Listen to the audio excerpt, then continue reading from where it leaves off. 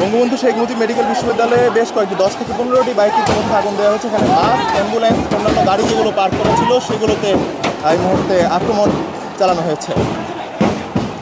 শিক্ষার্থীদের উপস্থিত হওয়ার কথা এখানে উপস্থিত হওয়ার কথা। আগুন যেদিকে দিয়েছে সেদিকে যদি আপনাদের দেখাতে চাই, আন্দোলনকারীরা শক্ত অবস্থান এখানে ধরে রেখেছেন।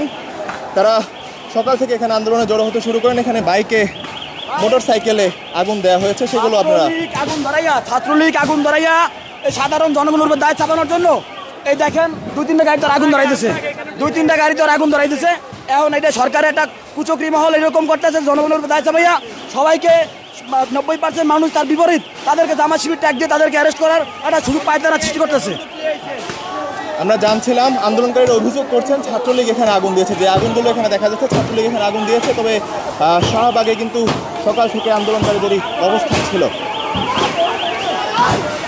দেখতে পাচ্ছি ইতিমধ্যে একটি বাসে অগ্নিসংযোগ করা হয়েছে। সে বাসটির পর্দায় আগুন জ্বলছে, পর্দা থেকে হয়তো সিটে আগুনটি লাগছে।